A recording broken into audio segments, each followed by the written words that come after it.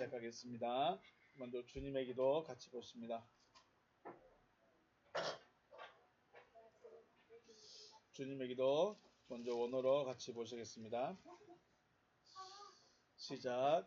파텔 헤몬 호엔 토이스 우라노이스 하기아스테토 토 오노마스 엘데토 에 바실레이아스 게네데토 토 텔레마스 호스 엔 우라노 카이 에피테스게스 톤 알토네몬 톤 에피우시온 도스 에민 세메론 카이 아페스 에민 타 오펠레이마타 헤몬 호스 카이 헤메이스 아페예멘 토이스 오펠레이타이스 에몬 카이 메 에이세네케스 헤마스 에이스 페이라스몬 알라 풀사이 헤마스 아포트 토네루 포틴 소 에스틴 해 바실레이아 카이 에 디나미스 카이 에 독사 에스투스 아이오나스 아멘. 아멘.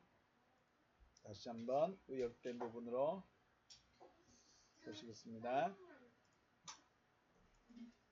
시작. 하늘뜰 안에 계신 우리 아버지, 당신의 이름이 거룩히 여김을 받으시오며 당신의 나라가 임하시오며 당신의 뜻이 하늘 안에서와 같이 땅 위에서 이루어지게 하옵소서. 오늘날 우리에게 위에 있는 우리의 양식을 주시옵소서. 그리고 우리가 우리에게 빚진 자의 빚을 사하여 준 것 같이 우리의 빚을 우리에게서 사하여 주시옵소서. 우리를 시험에 들어가게 하지 마시고 다만 악으로부터 우리를 구하시옵소서. 왜냐하면 그 세대는 당신의 나라이며 능력이며 영광이기 때문입니다. 아멘. 네, 말씀 오늘 마태복음 24장 3절에서 5절 말씀 보십니다. 마태복음 24장 3절에서 5절 말씀 우리 같이 읽겠습니다. 시작. 예수께서 감난산 위에 앉으셨을 때에 제자들이 조용히 와서 이르되 우리에게 일어서서 어느 때 이런 일이 있겠사오며 또의 주의 임하심과 세상 끝에는 무슨 징조가 있사오리까. 예수께서 대답하여 이르시되 너희가 사람의 미혹을 받지 않도록 주의하라. 많은 사람이 내 이름으로 와서 이르되 나는 그리스도라 하며 많은 사람을 미혹하리라. 아멘.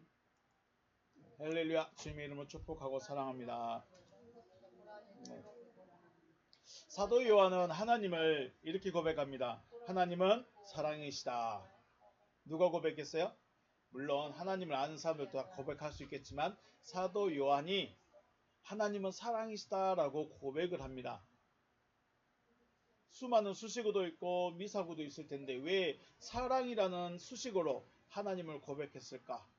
왜 하나님은 사랑이시다라고 고백했을까? 우리가 잠깐 생각을 해보겠습니다. 사람이 저를 처음 만나면 아이들은 기억을 못하겠죠. 저를 처음 만났을 때 아내가 저를 처음 만났을 때 어떤 느낌이었을까요?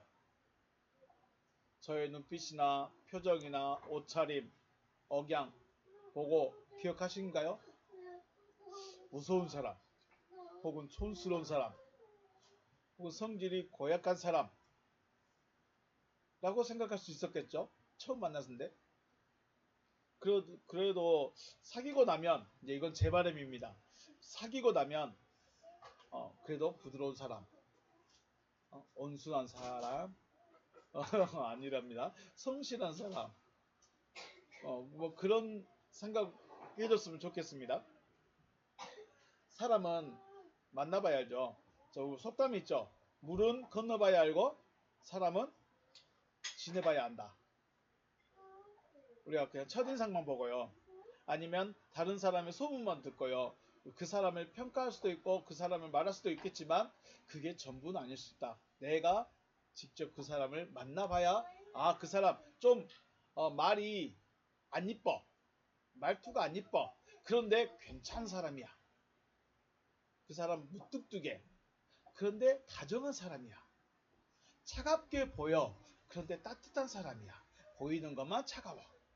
이렇게 우리가 그 사람에 대한 그 사람을 알아가는 과정이 필요하죠. 사도 요한이 하나님은 사랑이시다라고 고백할 수 있었던 것은 사도 요한이 이런 하나님과의 교제가 깊었다는 것을 말하고 있다는 것이죠. 단순히 하나님은 사랑이야 라고 말하는 것이 아니라 자기가 직접 경험해 보니까, 자기가 하나님을 만나 보니까 하나님은 사랑이시구나, 다른 걸 표현할 수가 없겠구나 라고 하지 않았을까 하는 생각을 해보게 됩니다. 왜 그러냐면 하나님께서 바라보실 때, 하나님께서 사람을 바라보실 때 사도 요한이나 그러니까 사도가 되기 전에 요한이나 어부의 요한이나 지금의 여러분과 저나 다를 것이 있었을까요, 없었을까요? 하나님께서 보실 때, 물론 사도 어부 요한은 이스라엘 사람으로서 하나님이란 분을 알고 인생을 시작하는 사람이죠. 우리는요, 하나님을 모르는 사람들이 있어요. 모르고 시작을 합니다. 어떤 이는 하나님을 알고 시작하고 어떤 이는 그냥 하나님을 모르고 인생을 시작했어요. 그런데 중요한 건 뭐예요? 하나님을 알고 있었어도, 하나님이라는 분을 섬기고 있었어도 그는 하나님을 떠나 있는 사람이었어요. 자기가 하나님을 떠나 있는지 하나님께 들어와 있는지 알지도 못해. 내가 지금 하나님을 사랑하는지 사랑하지 않는지, 혹은 내가 지금 하나님을 믿고 있는지 교회만 다니고 있는지 알지도 못해. 그런데 하나님의 입장에서는 너는 지금 나를 떠나 있다. 왜요? 이스라엘 전체가 좀 떠나 있으니까. 이스라엘이 여호와의 이름을 부르고 제사는 지내고 있고 여호와의 율법은 지키고 있지만 근본적으로 본질적인 것은 떠나 있었다. 그래서 뭐예요? 죄인이에요. 우리는요, 하나님을 몰라요. 그가 누군지도 몰라요. 어떻게 시작됐는지도 몰라요. 그 상태이기 때문에 죄인이에요. 그러니까 하나님께서 보실 때는 어부의 요한이나 지금의 여러분과 저나 다를 게 없었다는 거예요. 죄인으로 똑같다는 거죠. 하지만 이제 하나님의 뜻이 이루어진 요한, 하나님이 이루시고 싶었던 그 뜻이 이루어진 요한의 모습은 완전히 달라졌죠. 완전히 달라진 것입니다. 요한이 자기에게 하나님의 뜻이 이루어진 것을 보았을 때, 하나님은 사랑이시구나. 사랑이시기 때문에 죄인인 나에게 오셨구나. 사랑이시기 때문에 나에게 오셔서 나와 하나가 되어주셨구나. 하나가 되어지고 나니까, 그죠? 하나님의 뜻이 이루어지고 나니까 하나님은 사랑이시구나. 이거 외에는 더 이상 고백할 게 없다는 거죠. 우리는 하나님은 사랑이십니다라고 너무나 쉽게 글씨도 쓰고 고백도 합니다. 그런데 앞에서 말씀했듯이 제가 어떤 사람인지 알려면 저와 지내봐야 돼요. 성질은 좀 더러운데 그래도 따뜻한 면이 있다든가, 생긴 건 겁나 조폭같이 생겼는데, 깍두기 아저씨같이 생겼는데 그래도 다정한 면이 있다든가 알아야 돼요. 모르는데 저 사람은 그냥 뒷골목에 있을 것 같아, 뒷골목에서 나온 사람 같아, 이렇게 판단해버리면 안 된다는 거죠. 사도 요한이 하나님은 사랑이십니다, 하나님은 사랑이시다라고 고백할 수 있었던 것은 그만큼 하나님과 교제가 있었고 하나님의 뜻이 이루어지고 나니까 할 수 있었던 고백이라는 거죠. 여러분과 저의 고백도 하나님은 사랑이십니다라는 이 고백이 여러분과 저의 고백이 되시길 주의 이름으로 축복합니다. 네. 그러려면 어떻게 해야 돼요? 하나님을 알아야 돼요. 하나님을 안다는 것은 단순히 성경 공부해서 알고 신학교 다니니까 알고 이렇게 아는 건 말고 그분이 내 안에 들어오셔야 돼요. 그때 아는 거예요. 그때 아는 거예요. 그래야 하나님은 사랑이시구나, 지옥불 같은 곳에 들어오셔서 밝혀주시는구나, 이걸 알아야 되는 거죠. 하나님은 사랑이십니다.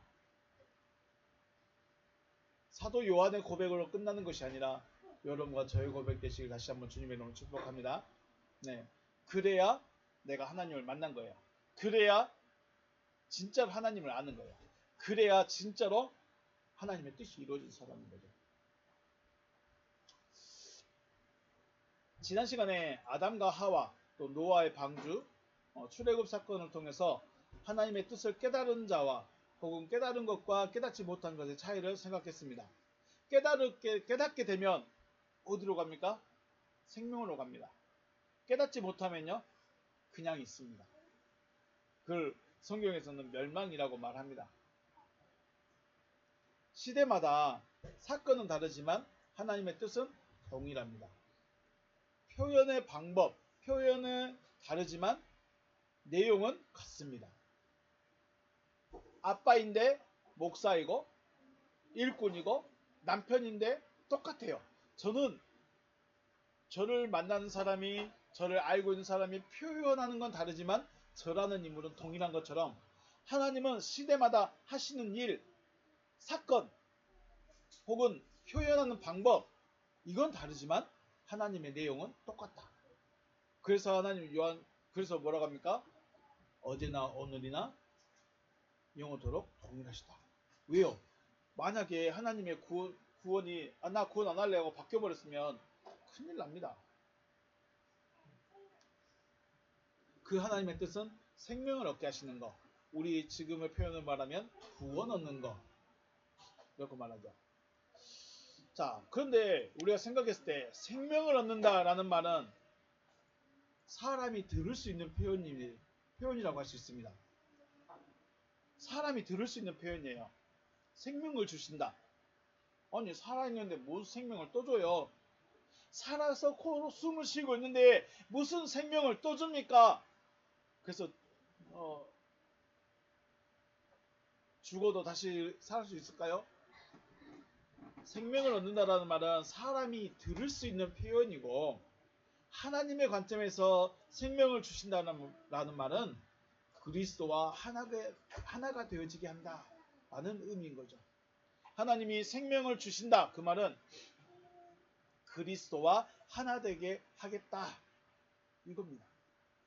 우리말로 우리가 사람이 들을 수 있는 표현으로, 사람이 들을 수 있는 표현으로는 생명을 주신다 라는 표현이지만 그 의미적으로 봤을 때는 그리스도와 하나 되어지게 한다 라는 것이죠.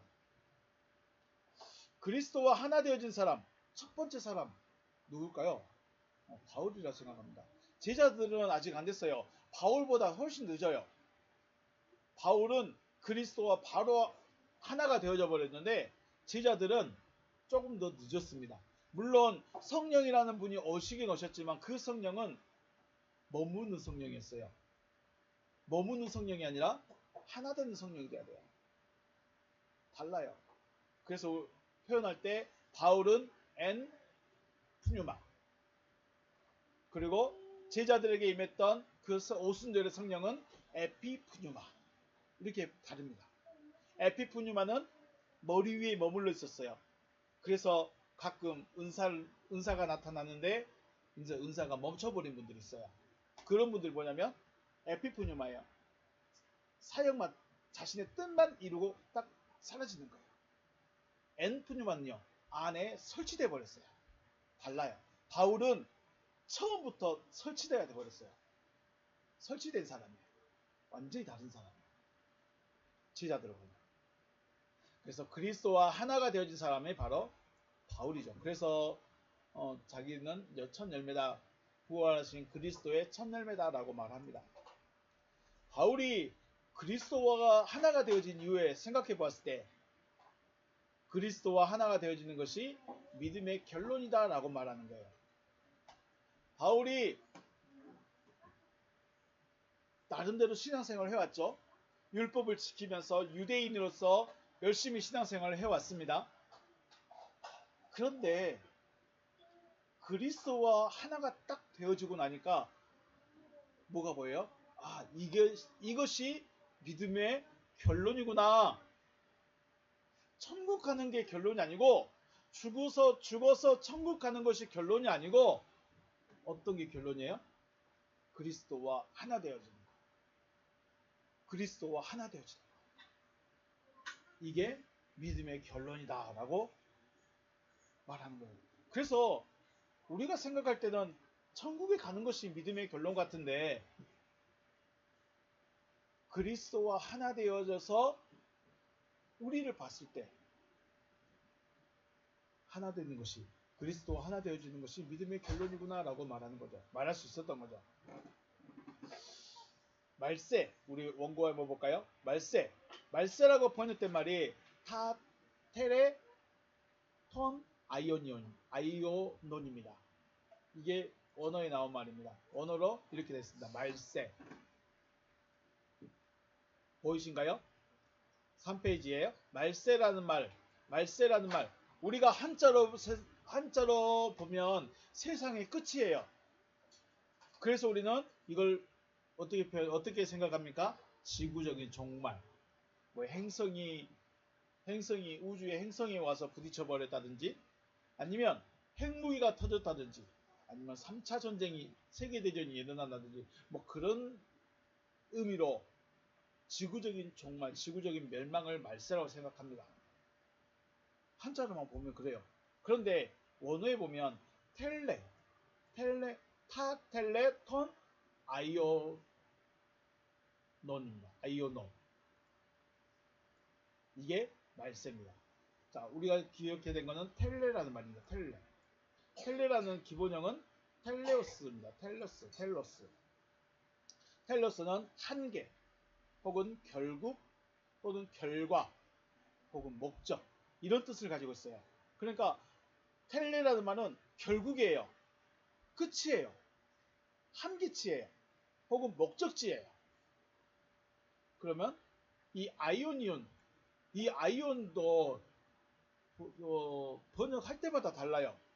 어떤 데는 영원히 혹은 영원이라는 말로 번역하기도 하고, 오늘 여기서는 세상이라고도 번역을 하고 있어요. 근데 기본적인 뜻은 세대예요. 그 세대 혹은 그 사람이 살고 있는 그 사람의 인생, 이걸 말하고 싶어 하는 거예요. 물론 영원이라는 말도 쓸 수도 있고, 쓸 수 있는데 어떤 데마다 이렇게 표현하는 게 조금씩 달라요. 번역해 놓은 게.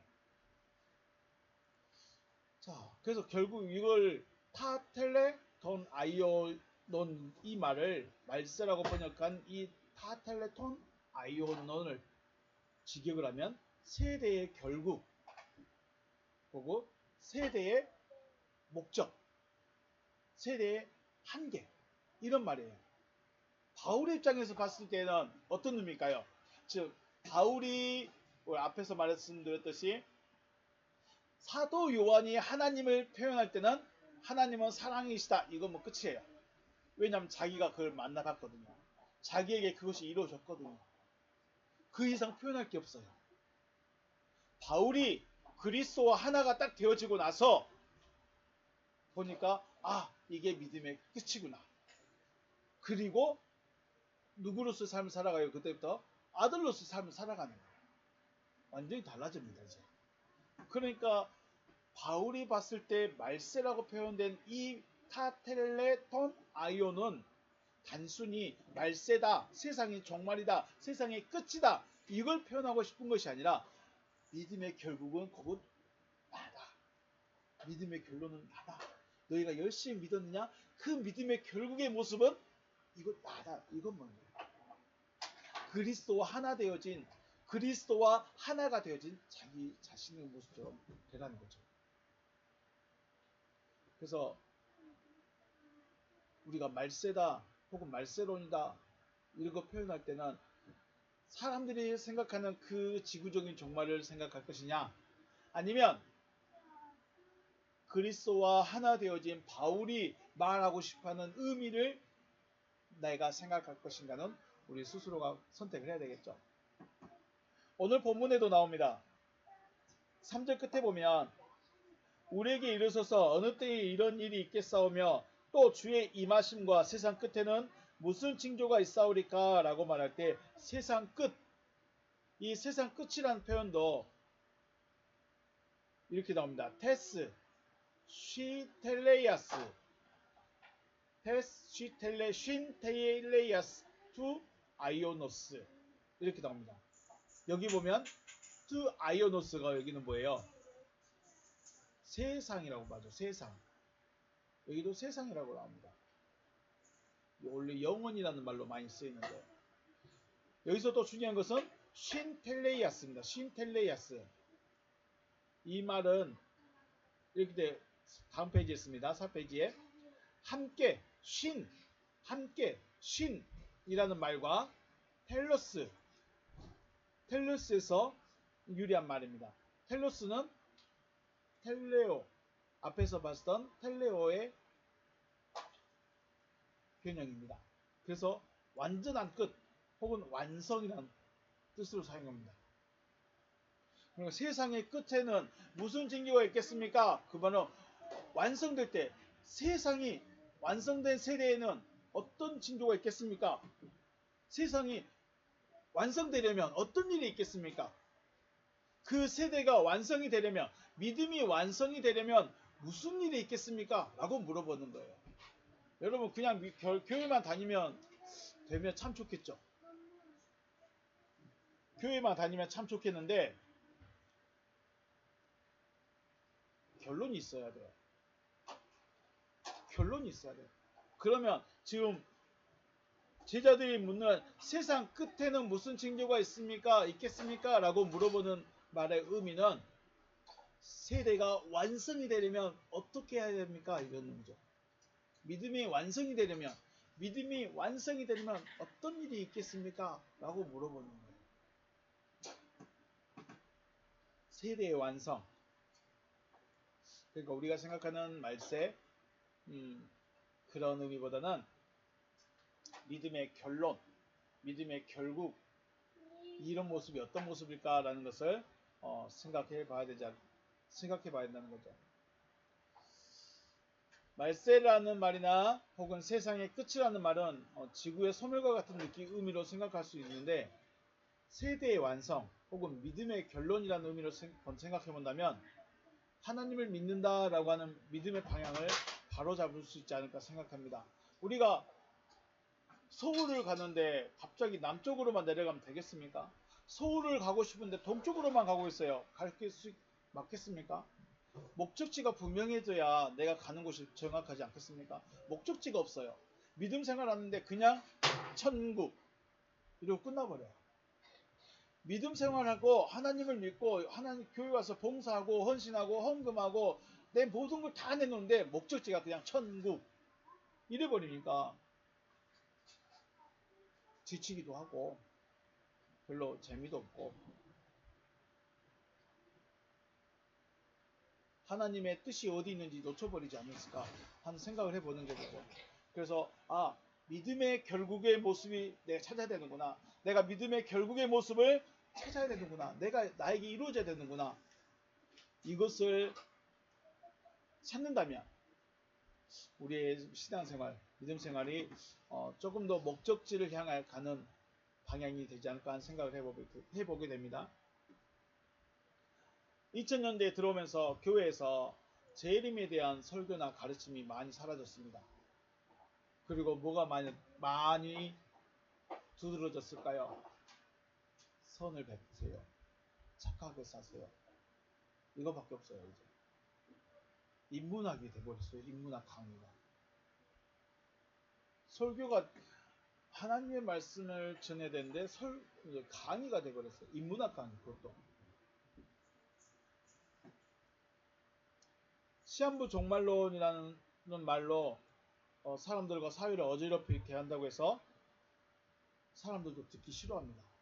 불편해요. 주님이 꼭 오실 것 같이 내일 모레 당장 오실 것도 아닌데 금방 오실 것처럼 사람들의 마음에 불안하게 만들고 불편하게 한다고 해서 사람들도 싫어하고 또 그렇게 말하려고 하는 설교자도 어려워하고 그런데 종말이라고 말해버리니까 그래요. 세상의 끝이라고 말해버리니까 그래요. 말세라고 말하니까 그래요. 하지만 믿음의 결론이다. 저와 여러분이 믿고 있는 모습의 결론에까지 도달하려면 목적지가 여기입니다 라고 말해주려 한다면 반드시 필요하지 않을까 하는 생각을 합니다. 여러분이 지금 버스 타고 가요. 그런데 어디를 간지를 몰라. 그냥 천국만 간대. 천국만 간대. 근데 어디로 길도 모르고 목적지도 아니 휴게소를 가더라도 서울과 가까운 쪽으로 가서 쉬어야 되는데 어디 저 남해로 내려가서 쉬고 있어요. 갑자기 비행기 타고 제주도로 가고 있어요. 서울이 좀 위에 있는데 결국 내가 길도 모르고 그냥 길도 모르고 풍랑 맞아서 물 흐름에 따라서 그냥 가고 있어요. 갈 수 있을까요? 버스 기사가 데려다 주겠죠. 서울은. 근데 천국은요. 하나님의 뜻은요. 그렇게 될 수가 없다는 거예요. 그래서 이 말세 혹은 재림 이 주제가 믿음의 목적지 혹은 믿음의 결론이라는 주제로 말한다면 결코 가볍게 여기거나 한국에서는 안 될 말이라고 생각을 합니다. 다시 한번 우리는 말세라는 이 표현보다 믿음의 결국이 어디냐? 믿음의 결국은 무엇이냐? 믿음의 결론이 어디냐? 우리가 다시 한번 목적지를 설정하고 그 목적지를 향해서 갈 수 있는 여러분과 제가 되시길 다시 한번 주님의 이름으로 축복합니다. 자, 24장 우리 성경 같이 찾아가서 읽어볼까요? 24장 44절. 먼저 39절부터 읽어보겠습니다. 24장 39절. 아, 여기도 맞네요. 그러니까 지금 24장은 주님의 임하심에 대해서 계속 말씀하고 있어요. 27절 말씀 보면 먼저 27절 번개가 동편에서 나서 서편까지 번쩍임 같이 인자의 임함도 그러하리라. 인자의 임함이라는 말이 있어요. 오겠다는 거죠. 39절 홍수가 나서 그들을 다 멸하기까지 깨닫지 못하였으니 인자의 임함도 이와 같으리라. 인자의 임하심이 있습니다. 44절 이러므로 너희도 준비하고 있으라. 준비하고 있으래요. 생각하지 않을 때에 인자가 오리라. 오신다는 말씀을 많이 하고 있어요. 24장에서만 7번 정도 하고 있어요. 그런데 재밌는 게 뭐냐면 오신다고 했으면 뭐라고 해요? 44절만 다시 한번 읽어볼까요? 44절 이러므로 너희도 뭐하고 있으라? 준비하고 있으라. 생각하지 않은 때에 인자가 오리라. 어찌됐든 준비를 하래요. 주님이 어떻게 오실지 언제 오실지 알 수는 없어요. 왜냐하면 아버지도 모르고 천사도 몰라요. 아들도 몰라요. 누구만 알아요? 아버지만 알죠. 하늘의 천사도 모르고 아들도 모른다. 누구만 알고 있다? 아버지만 알고 있다. 왜 아버지만 알고 있을까요? 자, 일단 넘어갑니다. 준비하고 있으래요. 예수님은 준비하고 있으라고 하셨는데 이걸 우리가 문맥을 한번 자세히 생각해 보면 오늘 본문에 뭐라고 했어요? 본문에서 우리에게 이르소서 어느 때에 이런 일이 있겠사오며 또 주의 임하심과 세상 끝에는 무슨 징조가 있겠습니까? 라고 물어봅니다. 그러면서 쭉 이야기하면서 44절에 가서 준비하고 있어라 라고 말씀하십니다. 앞에서 보시면 42절 말씀해 보면 깨어있으라 그러죠. 그러므로 깨어있으라. 어느 날에 너희 주가 임할는지 너희가 알지 못함이니라. 44절에서는 이러므로 너희도 준비하고 있으라. 생각하지 않은 때에 인자가 올 것이다. 그러므로 지금 주님이 제자들이 주님의 임하심과 세상의 끝에는 믿음의 결론이 이르러지려면 믿음이 완성이 되어지려면 무슨 징조가 있겠습니까? 라고 말씀을 물어보는데 예수님께서 깨어 있어라. 너희는 알지 못한다. 너희들이 알지 못하니까 깨어 있어라. 그리고 준비하고 있어라. 라고 말씀하십니다. 아담과 하와 사건 혹은 노아 방주의 사건 출애굽의 사건을 살펴봤을 때 하나님의 뜻을 알고 있어야 한다는 것을 말씀하고 있죠. 하나님의 뜻을 모르면 누구 마음대로 할까요? 내 믿음대로 하는 거예요. 하나님의 뜻을 알지 못하면 내가 알고 있는 대로 하는 거예요. 내가 믿고 있는 대로 가는 거예요.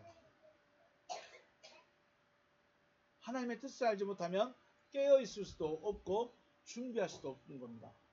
주님은 깨어 있어라 혹은 준비하고 있어라 라고 말씀하고 있어요. 그러므로 준비하라는 말과 깨어 있으라는 말은 같은 의미가 되는 거죠. 같은 의미입니다. 깨어 있어라, 준비하고 있어라, 그 말은 같은 의미가 됩니다. 아담과 하와가 뜻을 깨닫지 못하기 때문에 뱀의 말에 맞는지 틀린지 분별을 못하기 때문에 뭐예요? 미혹에 넘어간 거예요. 그냥 넘어간 게 아닙니다. 그냥 미혹당한 게 아니에요. 하나님의 뜻이 어디 있는지, 하나님의 뜻이 무엇인지를 모르는 거예요. 다만 그들이 알고 있는 것은 선악을 알게 한 나무로부터 먹으면 죽는다. 그러면 생명나무에 대해서도 우리가 물어봤어야 되고, 생명나무에 대해서도 궁금했어야 되고, 생명나무는 언제 먹을 수 있는 건지도 궁금했어야 돼요. 관심 있어요, 없어요? 없어요. 신앙생활 하는데 이거 하지마, 하지 말라는 것에만 관심 있어요. 진짜 중요한 건 생명나무가 옆에 떡하니 버티는데 얘가 있는지도 몰라. 있는지도 몰라.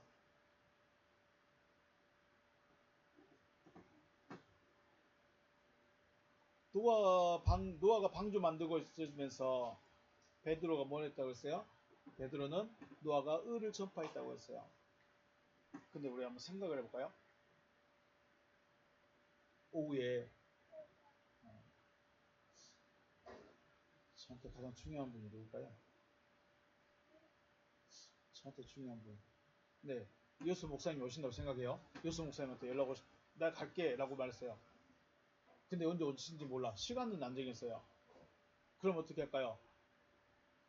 청소를 먼저 하겠죠. 준비를 해야 돼요. 준비하는데 청소하다가 다른 약속 잡고 다른 데 갔다 올 수 있을까요? 없을까요? 청소하고 청소만 해요. 다른 걸 집중을 못 해. 다른 걸 신경을 못 써요. 노아는 지금 알고 있어요. 하나님의 심판이 언제 있을지 모른다. 다만 이 방주가 만들어질 때까지만 머물러 주길 기다릴 뿐이겠죠. 근데 하루하루가 급해. 그런데 복음은 오늘은 좀 힘드니까 심판 있다고 전화로 한번 가볼까 하고 아들들하고 나갔을까요? 이제 조금 더 의미적으로 생각했을 때 말로써 심판을 준비해라. 하나님이 심판하십니다. 홍수가 올 겁니다. 라고 말로 전했다고 하기보다는 방주를 만들고 있는 자체가 의를 전파하는 것이 되어버린 거죠. 그런 의미입니다. 오늘은 스톱. 오늘은 심판. 하나님이 심판하신다는 건 말로 전하러 다니자 하면서 동네 내려간 것이 아니라 그냥 산꼭대기에서 방주 만들고 있는 것 자체가 하루 종일 100년 넘게 방주 만들고 있는 것 자체가 복음을 전하는 것이었어요. 그러니까 어쩌면 우리가 뭔가 특별히 해서 전도를 하고 아니면 선행을 베풀고 그래서 복음을 전파되고 저 사람들이 잘 믿는 사람이구나, 믿음이 좋은 사람들이구나 라고 할 수도 있겠지만 진짜는 뭘까요? 말씀을 연구하고 말씀의 깊이를 따라가고 그 다음에 말씀이 나에게 이루어지기를 기대하려고 그 모습 자체가 뭐예요? 이게 복음을 전한 거예요. 굳이 없는 거 털어가지고 막 전도하고 구제한다고 저희 교회 이렇게 하고 있어요 이렇게 하는 것보다는 그것도 나쁜 건 아니에요. 잘못했다는 게 아니에요. 그런데 노아가 했는 입장에서 본다면 내가 해야 할 일이 뭔지를 분명히 알아야죠. 지금 우리에게 이루어질 건 뭐 해야 돼요? 부자가 되는 거예요? 잘 먹고 잘 사는 거예요? 방주 만드는 거예요. 노아 입장에서는 오늘 한 시간만 빼서 저기 가서 심판에 대해서 말하고자 이게 중요한 게 아니라 나는 지금 방주 판때기 하나 만들고 붙이는 게 더 중요하다고 생각해요. 저희는 저 답도 안 나오는 저런 일을 하고 있대. 네, 사람들이 볼 때는 말도 안 되는 일이고 답도 없는 일이에요. 그런데 그 자체가 방주를 만들고 있는 자체가 다른 사람들에게는 복음을 전하고 있는 거다. 복음을 전하고 있는 거다라고 말하고 있는 거죠. 그런데 재미있는 거는 방주를 만들고 있는 것을 보고 있는 사람들, 비방하는 사람들, 너희는 왜 그래? 우리도 하나님 알아. 앞에서 말씀드렸죠. 창세기 6장에 나오는 그 사람들은 그냥 사람들이 아니었다고요. 하나님의 아들들이라고 말하죠. 하나님의 아들들이에요. 하나님의 아들들인 노아를 봤을 때 근데 왜 방주 만드냐 물어봤더니 하나님이 심판하신대. 나 빨리 만들어야 돼. 니만 하나님 믿냐? 너만 하나님 잘 섬기니? 사람들이 어떻게 했어요? 그 하나님의 아들들이라는 그 사람들이 믿으려고 하지 않았죠. 들으려고도 하지 않았어요. 왜 그랬다고 그랬죠? 그들이 육신이 돼버렸기 때문에. 육신이 돼버리면 안 들립니다. 못 듣습니다. 언제까지요? 마태복음에서 말씀하신 것처럼 홍수가 나서 그들을 다 멸하기까지 깨닫지를 못하더라. 깨닫지 못하니까 방주를 준비할 수도 없거니와 들어갈 수도 없거니와 어떻게 하시렵니까? 주님은 분명히 하실 일을 하십니다. 사람의 인류와 사람과 상관없이 주님은 하실 일을 하십니다. 당시에는 심판이었고 당시는 광야의 생활이었지만 지금은 뭐예요? 내가 너와 하나 될 거야. 내가 믿든지 안 믿든지 내가 알고 있든지 모르고 있든지 상관없습니다. 말씀을 믿는 자와 하나 되는 것입니다. 말씀의 씨를 가진 자와 하나 되는 것입니다. 누군가는 바울이 돼가지고 하나님과 동행하고 있는데 그때서야 야 우리 한번 해보자. 우리도 한번 해주세요. 될까요? 안 될까요? 안 됩니다. 왜 안 될까요? 물론 기회는 있을 수 있겠죠. 10처녀 비유해서 5처녀는 등을 가졌고요. 등과 기름을 가졌고요. 5처녀는 등만 가지고 있습니다. 기름은 가지고 있지 않습니다. 문 닫아버려요. 나 기름 사가지고 올게. 나 다시 말씀 듣고 준비해서 다시 주님 나와 하나 되는 그때를 기다릴게요. 어떻게 해요? 문 닫아버려요.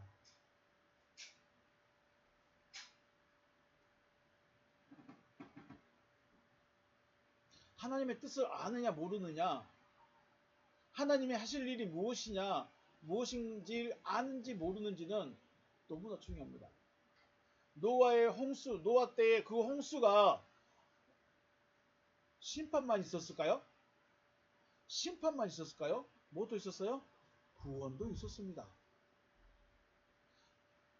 진짜 어려운 게 심판의 그 순간에 구원 얻을 자는 구원이 된다는 거예요.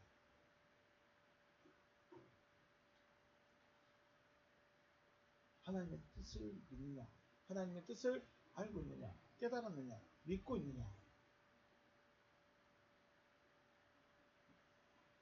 앞에서 또 예를 들었듯이 집에 손님이 오신다고 연락 왔는데 언제 또 몇 시에 올지 모른다고 정리도 하지 않고 맞을 준비도 하지 않고 있을 수 있을까요? 저는 성향상 못 그럽니다. 저는 누군가와 약속 잡히면 모든 일을 제쳐놓고 일단 집 정리부터 합니다. 청소부터 합니다. 어쩔 수 없습니다.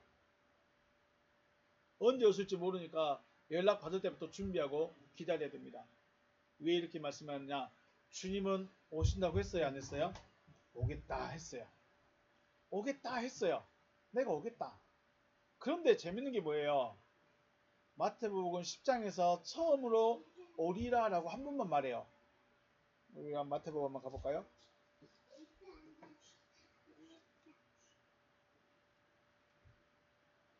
마태복음 10장 23절에 이 동네에서 너희를 박해하거든 저 동네로 피하라. 내가 진실로 너희에게 이르노니 이스라엘의 모든 동네를 다 다니지 못하여서 인자가 오리라 라고 말합니다. 이게 무슨 말일까요? 지금 예수님은 제자들과 함께 있어요? 따로 있어요? 같이 있어요. 근데 예수님이 내가 너희들이 핍박을 받을 건데 그 핍박을 받을 때 핍박을 피해서 이 동네로 혹은 저 동네로 핍박이 있을 때마다 피해라.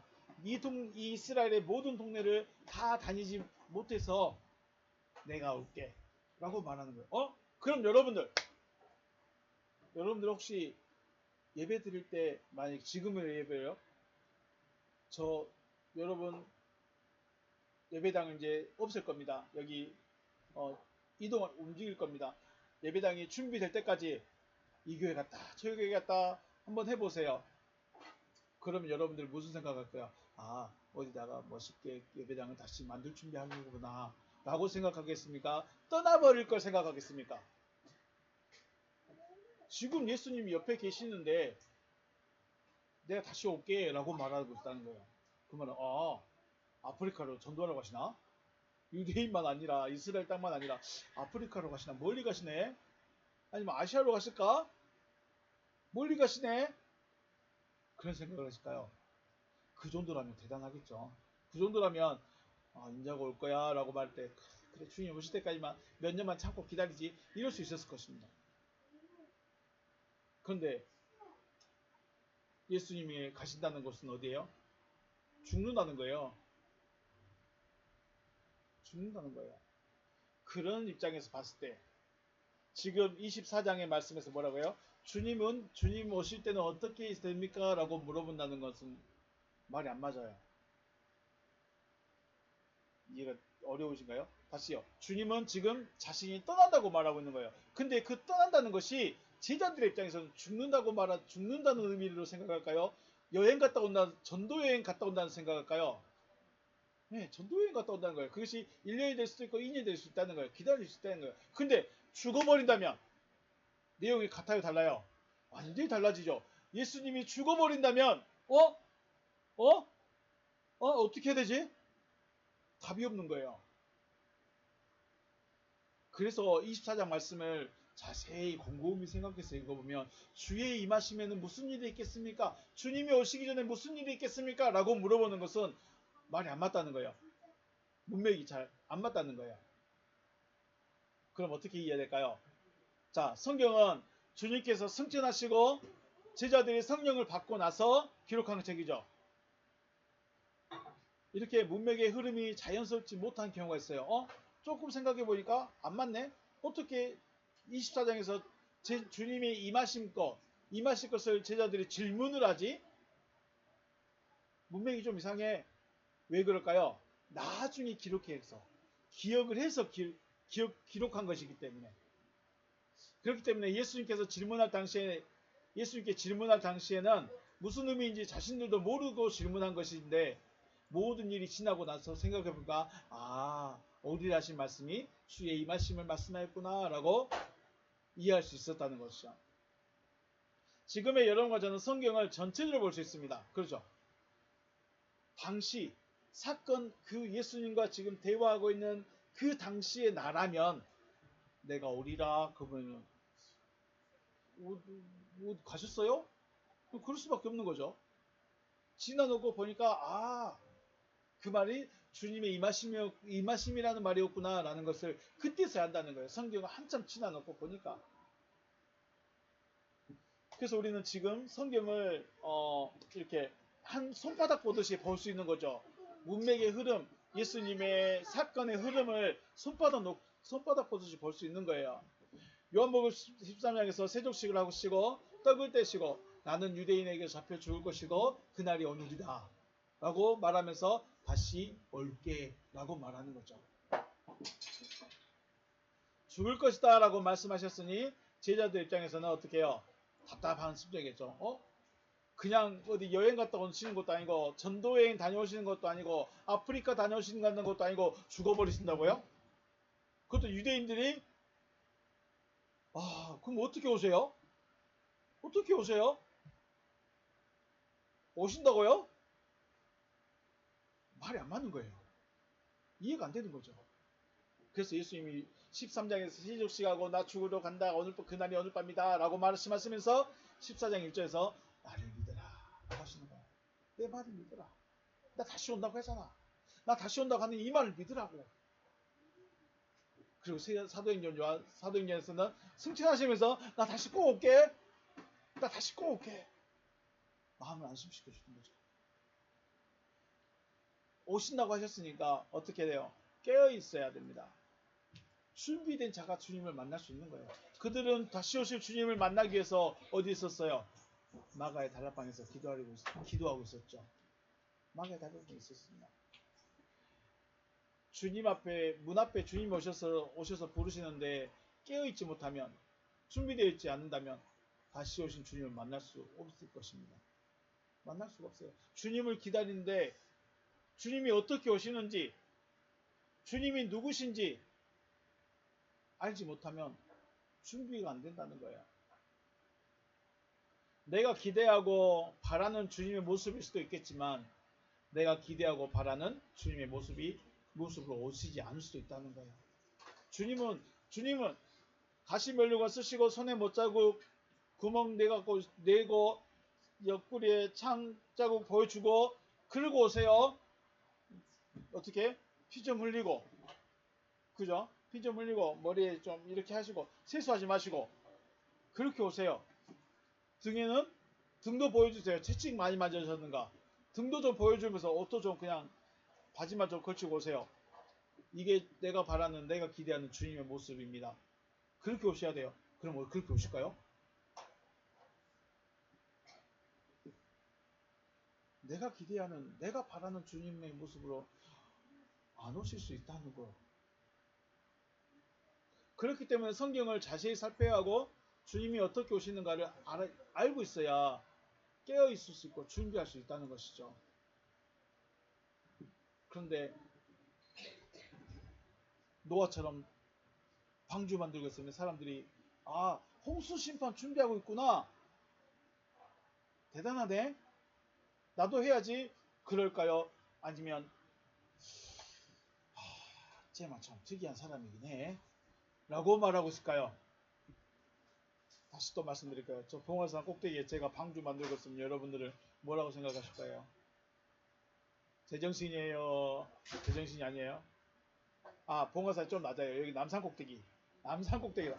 아니다. 차가 다니려면 봉화산을 가야 되는데. 어떡하실래요, 여러분은? 우리가 좀 특이한 말을 하고 있고, 다른 사람들과 생각이 좀 다를 수 있고, 그런데 여러분이 생각하고 고민해 봤을 때, 지금 성경을 연구하는 것이 전혀 엉뚱한 말, 그러고 있는가? 내가 지금까지 신앙생활 해왔고, 내가 들어왔고, 배워왔고, 내가 믿고 있었던 그 주님을 왜 저 사람은 저렇게 말하고 있지? 하면서 따라올 수 있는가? 아니면 당신은 그냥 자기 가세요 라고 말할 수 있을까? 그건 여러분의 선택입니다. 주님은 반드시 오십니다. 반드시 임하십니다. 그런데 준비하고 있으라고 하십니다. 어떻게 준비해야 될까요? 깨어 있으라고 말합니다. 깨어 있으라고. 깨어 있다는 게 눈 부릅뜨고 잠 안 자고 있는 것이 아니라 주위를 살피고 있는 거예요. 말씀을 듣고 있는 거예요. 그런데 재밌는 게 뭐예요? 24장 4절에 예수께서 대답하여 이르시되 너희가 사람의 미혹을 받지 않도록 주의하라. 마귀의 미혹을 받지 말라는 거예요. 사람의 미혹을 받지 말라는 거예요. 왜 마귀가 아니고 사람일까요? 왜 마귀가 아니고 사람이지? 사람이 미혹한데 마귀가 미혹하는 게 아니고 누가 미혹한다고요? 사람이 미혹합니다. 어떻게 미혹할까요? 보면 많은 사람이 내 이름으로 와서 이르되 나는 누구다? 그리스도다 하여 많은 사람을 미혹하리라. 그리스도라고 하던 게 왜 미혹일까요? 여기도 그리스도 저기도 그리스도 왜 미혹할까요? 그게 왜 미혹이 될까요? 나만 그리스도다라고 말하면 돼야 안 돼요? 바울이 나만 하나님의 아들이야. 나만 그리스도야. 나만 하나님의 뜻이 된 사람이야. 라고 말했을까요? 너희도 돼야 돼. 라고 말했을까요? 너도 돼야 돼. 바울은 내가 하나님의 뜻이 이루어질 사람이야. 나한테 와. 나만 바라봐. 안 그랬어요. 어떻게 할까요? 너도 돼야 돼. 너도 돼야 돼. 당신들도 나와 똑같이 돼야 돼. 이것 말하고 싶어. 근데 사람들이 내가 그리스도야. 나 하나님과 하나 됐어. 나 하나님의 뜻을 알아. 나 하나님의 뜻이 이루어진 사람이야. 나만 바라봐. 나만 쫓아와. 이건 문제된다는 거예요. 당신도 돼야 됩니다. 당신도 돼야 됩니다. 같이 가시기.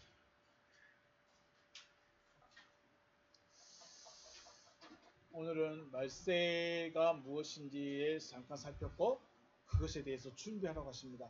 믿음의 결론에 이르기 위해서 준비하러 가십니다. 주님은 그냥 말씀하신 것이 아니라 믿음의 결론이 있다.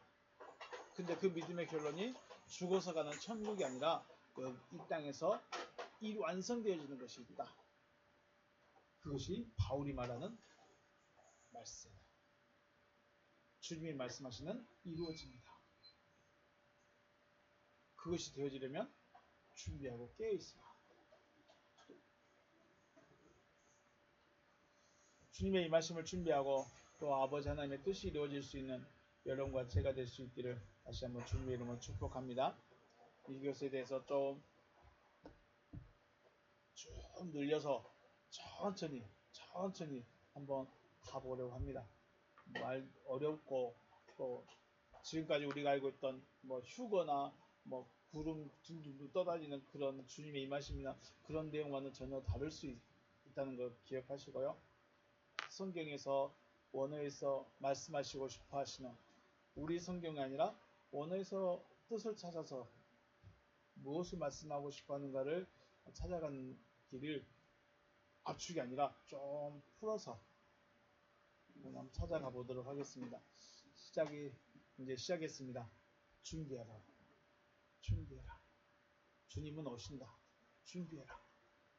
준비를 해야 되는 것에 대해서 먼저 말씀을 드렸습니다. 함께 같이 믿음의 결론에 이를 수 있기를 다시 한번 주님의 이름으로 축복합니다. 오늘 여기서 마치겠습니다. 수고하셨습니다.